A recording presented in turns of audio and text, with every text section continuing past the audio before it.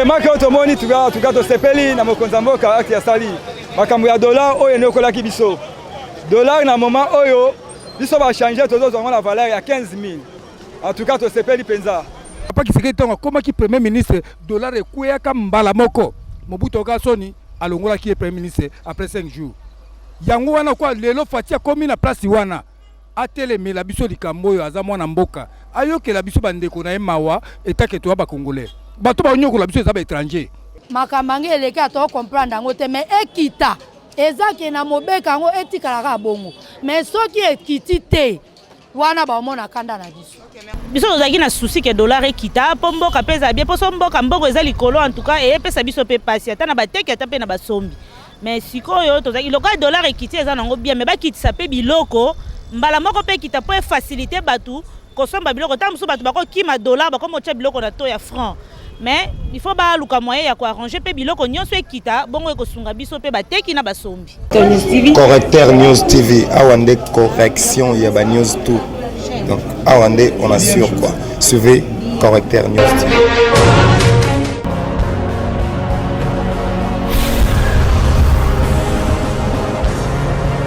S'abonner massivement tu as vu Correcteur News avec Yemoko Rachou.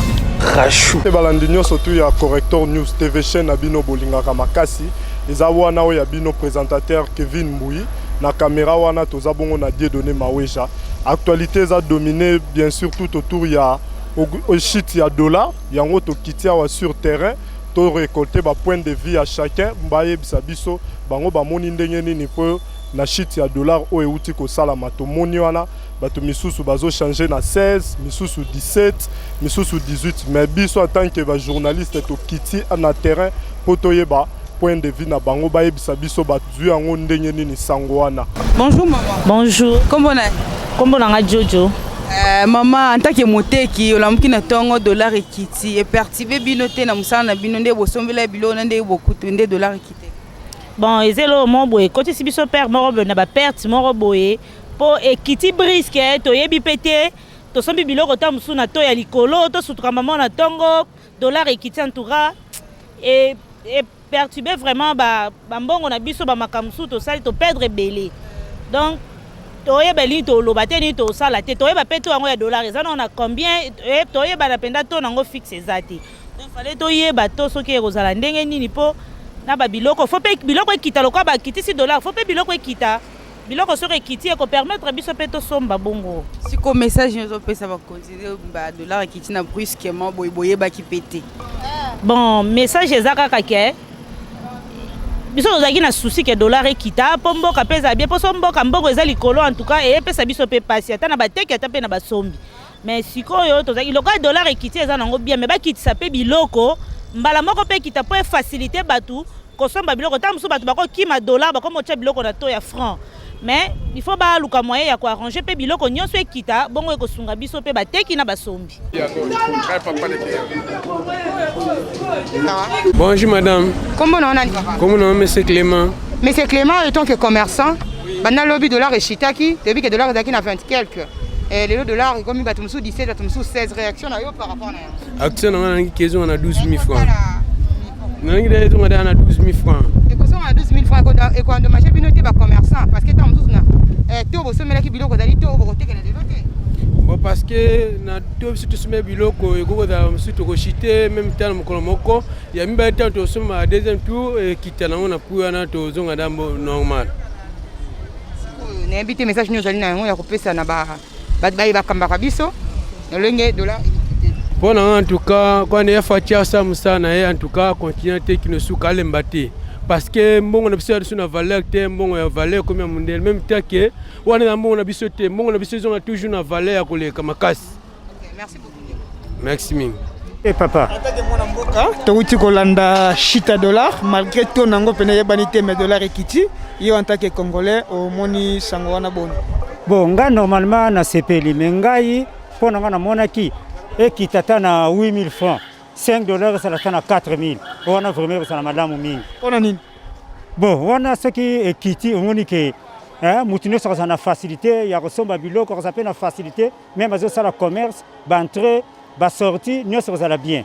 vraiment c'est le sengo makasi. Pour le chef de l'État, nini okoloba na ye pour na ba effort ozo sala pour être Congo batu bazonga attaque au lieu 2-3 fois na journée. Bon pour le chef de l'État tout d'abord ngana benga ke bulldozer. Malgré bango bazolo ba fati beto mais pour nanga za bulldozer donc ya za kokundola.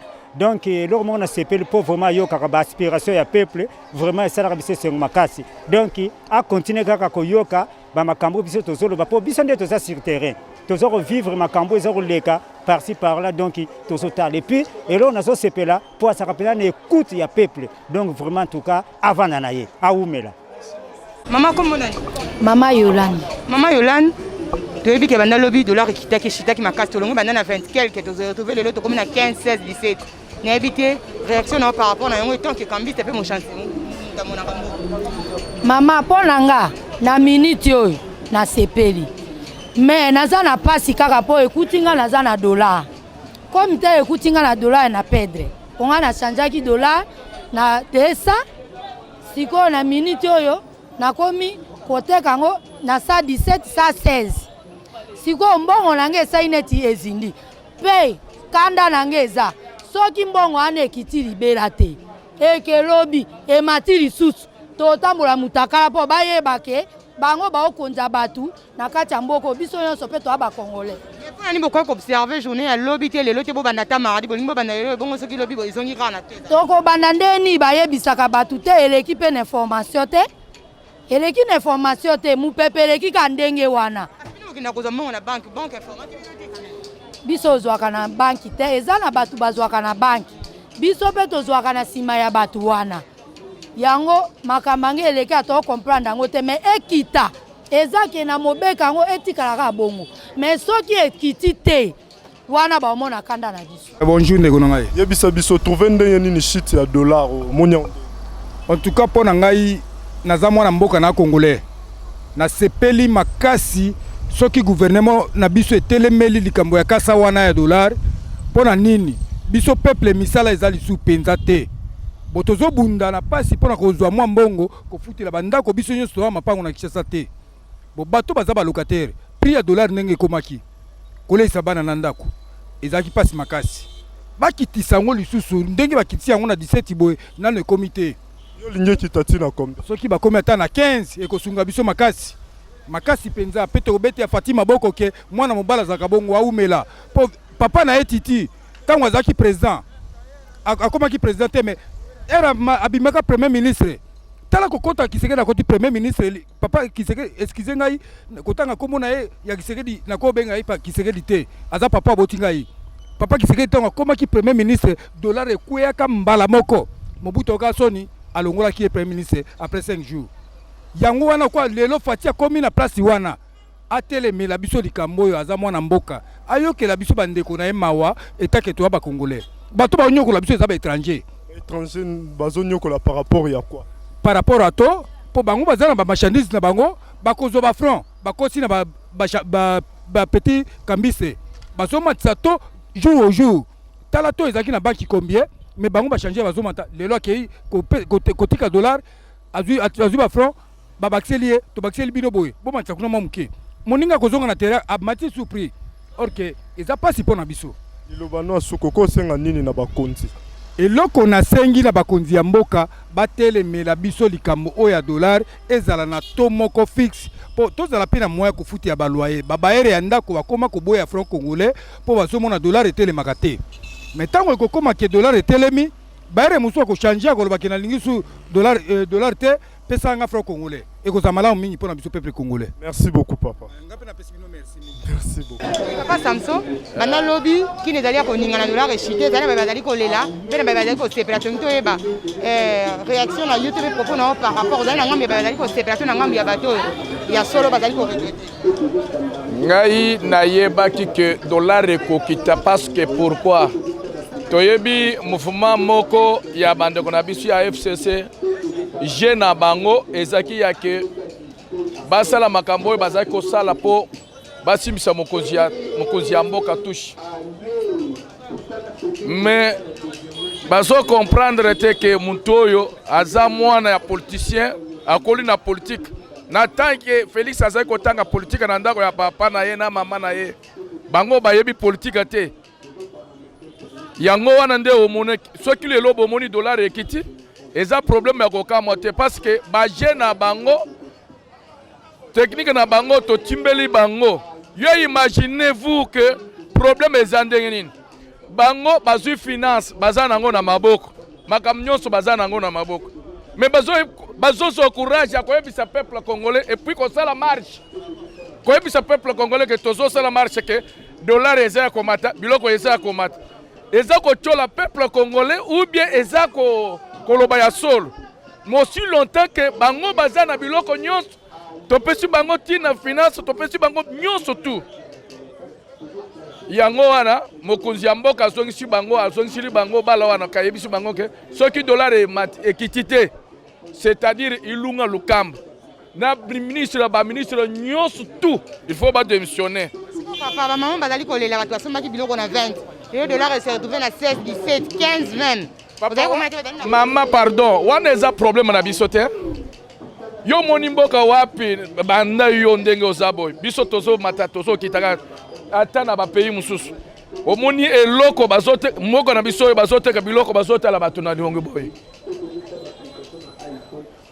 mboka batala nanu prix ezaka fixe te tina kolo ya masango ekoko za 2300 2400 soki obouge kaka combien oza na combien eza caractère moko mabe ya mokonzi ya kala emisie ba Congolais abebisi Congo na biso mboko eza kobeba makani wana abebisi Congo na biso yo moko yebisi yo moko yebi nakotanga komona yete yo moko yebi kobanda Mobutu to vivre ka boye te souffrance ya Congo elekiti na Israël soki Israël a souffrir 44 ans biso toleki na Israël attendez bato va fêter indépendant biso to fêter te biso ba biso to fêter te parce que pendant nous to indépendant yango nde omoni mokonzi ya mboka boyeke bato ba fêter indépendance te parce que pourquoi toza kolela na minyoko na minyoko mais bazai ko timbela kaka babundisa Félix aza béton atelemi alobi que 2020 eza année ya action boko bando ko vivre ba action wana nga mutu nazolo bana yo na koloba ebele te bato ebele ba yebi ngai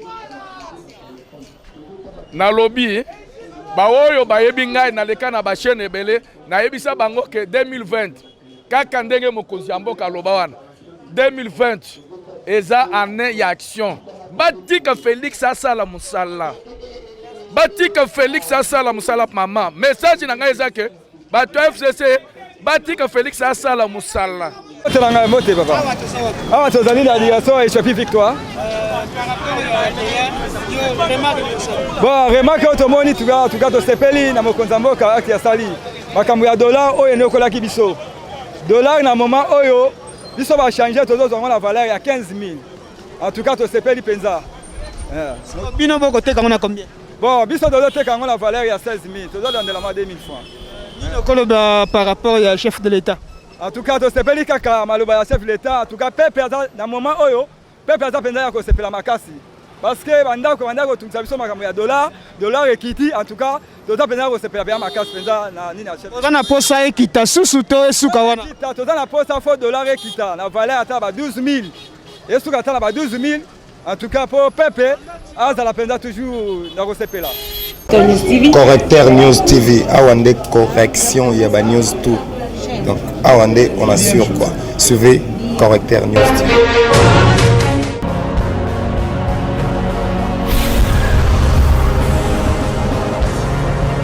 S'abonner massivement. Tu as vu Correcteur News avec Yemoko Krachou.